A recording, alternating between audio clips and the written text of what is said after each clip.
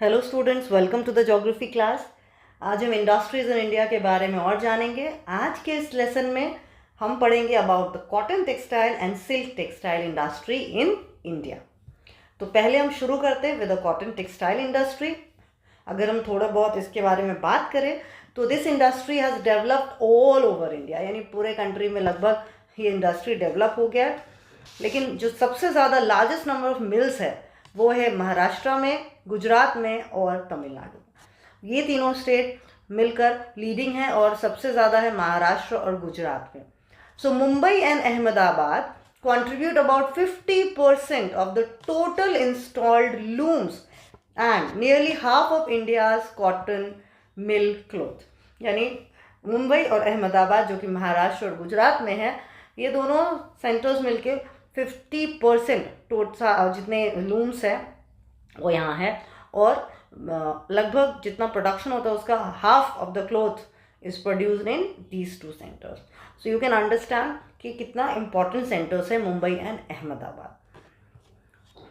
If you see this map, this will show you the centers. Here we have Mumbai and here we have Ahmedabad. So these are the two important centers. Now let's see कि कौन से factors हैं जिसने कि इस industry को, यानी cotton textile industry को मुंबई और अहमदाबाद में डेवलप करने में मदद की। तो वो कौन से फैक्टर्स है? सबसे पहला है अर्ली स्टार्ट। तो this is a very important factor, क्योंकि wherever an industry starts in the beginning, वहीं पे वो बहुत अच्छे से फ्लरिश करता है।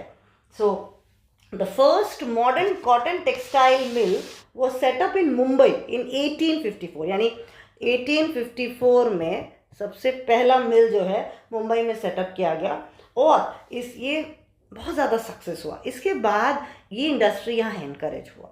And you know, this was because of the some group of people like Parsi and Bhatia community के जो लोग हैं और गुजराती entrepreneurs हैं, they invested lot of money on this industry since beginning। तो इसकी शुरुआत में उनका बहुत कंट्रीब्यूशन रहा। They were Parsi Bhatia communities and also Gujarati entrepreneurs, so they helped in boosting this industry in Mumbai। Now second is proximity to raw material। तो ये जो कारण है, the supply of raw cotton for the mills was available from the cotton growing tracts of the country।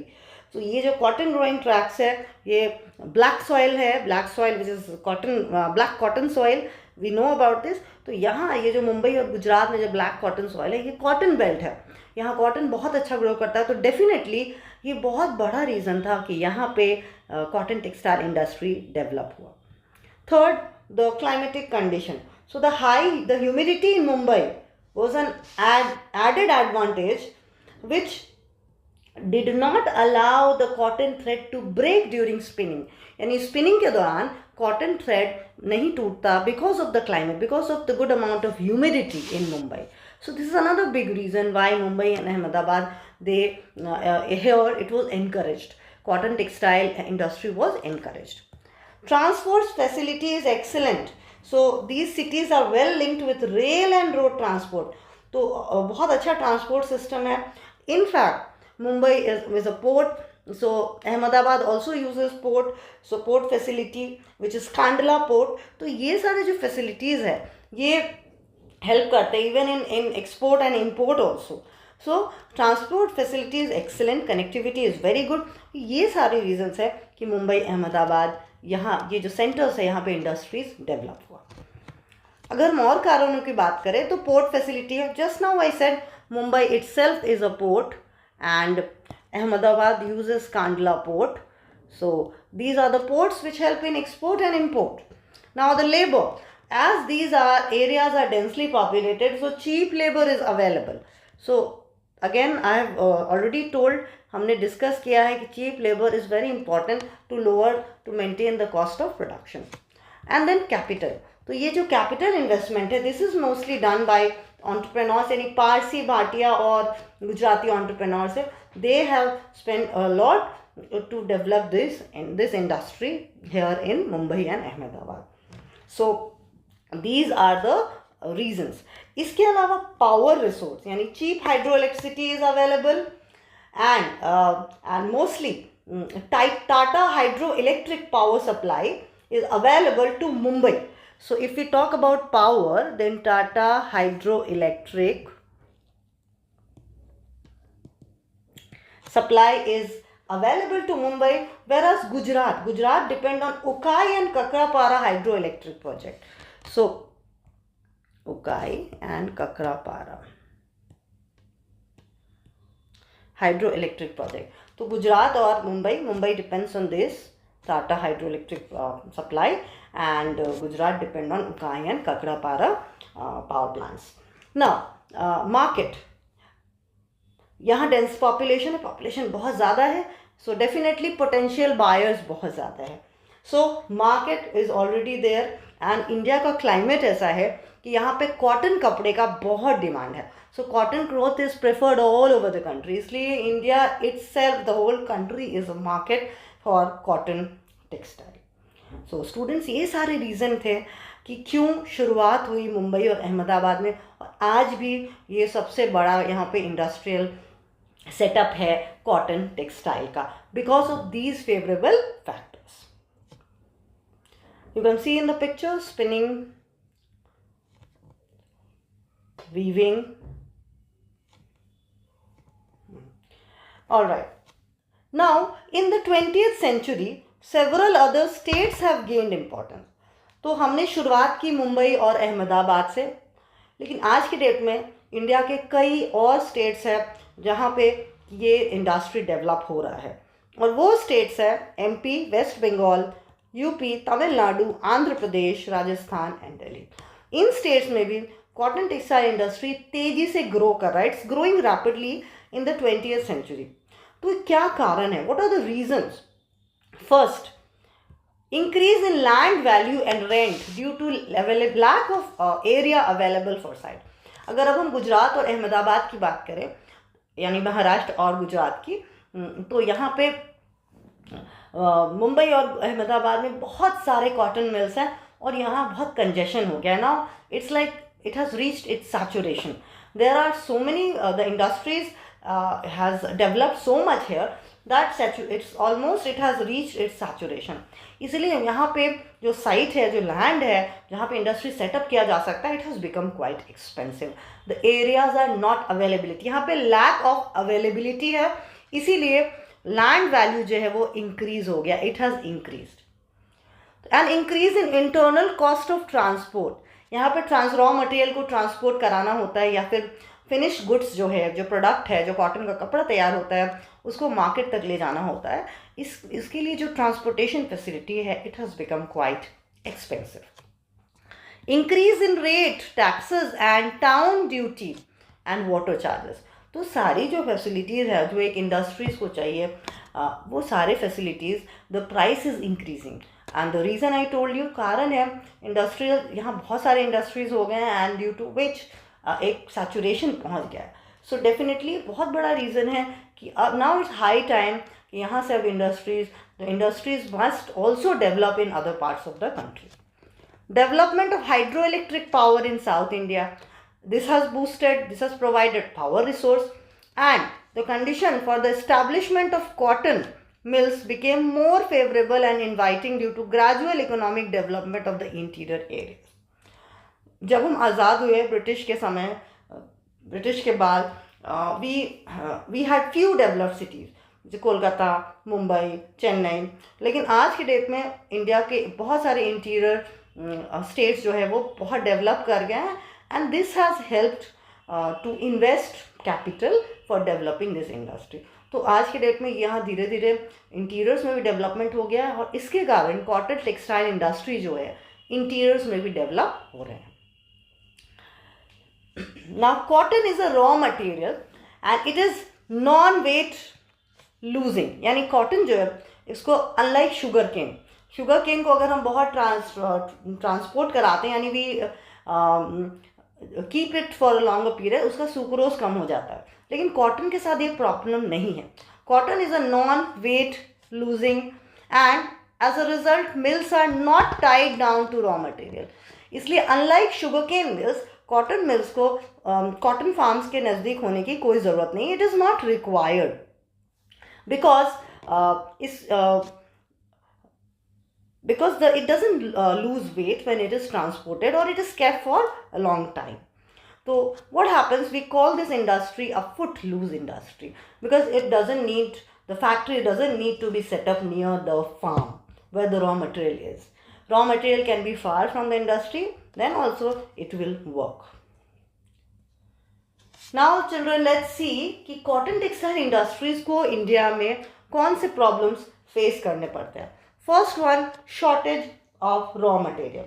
तो shortage of raw material is like particularly long staple cotton. यानी cotton जो होता है, cotton कई तरीके का होता है. We have already learned in agriculture. Long staple cotton सबसे अच्छा होता है और ये इसकी अवेलेबिलिटी कम है इंडिया में, तो हमें इम्पोर्ट करना पड़ता है from countries like Pakistan, Egypt, Sudan. तो because of which we have to pay more. इससे कॉटन टेक्सटाइल का जो ये प्राइस अफेक्टेड होता है. So we lack in good quality raw material. Raw material है हमारे पास but we lack in good quality cotton. So we need to import from other countries. Low productivity. अगर हम लो प्रोडक्टिविटी की बात करें तो due to the lack of automatic looms, lack of adequate power supply. So because of these can be the two reasons. Lack of automatic looms to spin the cotton. ये बहुत ज़रूरी है.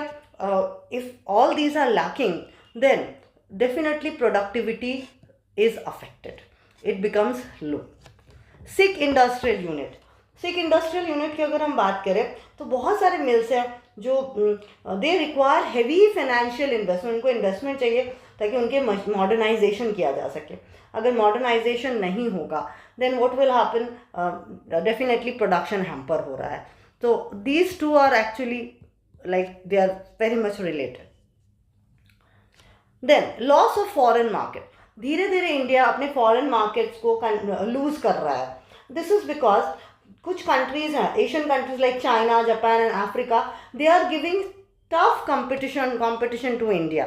दे are producing cotton textile. वो लोग जो cotton का कपड़ा बना रहे हैं बहुत सस्ते दामों पे और हमसे बेटर क्वालिटी बना रहे हैं. सो चाइना, जापान और कुछ African countries, they are giving tough competition to us in the international market. And we also have to compete with the synthetic fiber. So synthetic fiber, this is again giving very tough competition to cotton.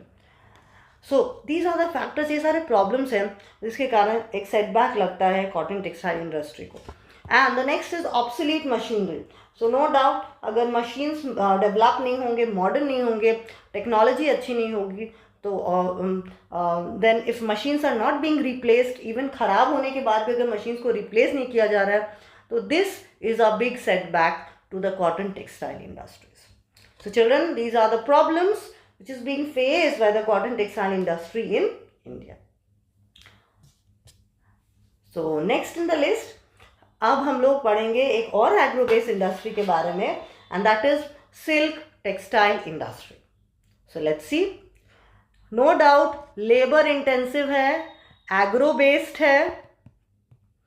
Labour intensive है क्योंकि this industry where silk worm are reared और उनसे silk extract किया जाता है और फिर उससे कपड़ा बनाया जाता है. तो this is labour intensive industry. Silk fibre is a protein. एक तरह का प्रोटीन होता है produce from the glands of a silk worm. तो ये सिल्क वर्म के ग्लैंड से प्रोड्यूस होता है, एक तरह का प्रोटीन है. तो इससे हम जो कपड़ा बनाते हैं उसको कहते हैं silk. India is the biggest consumer and the second largest producer of silk in the world.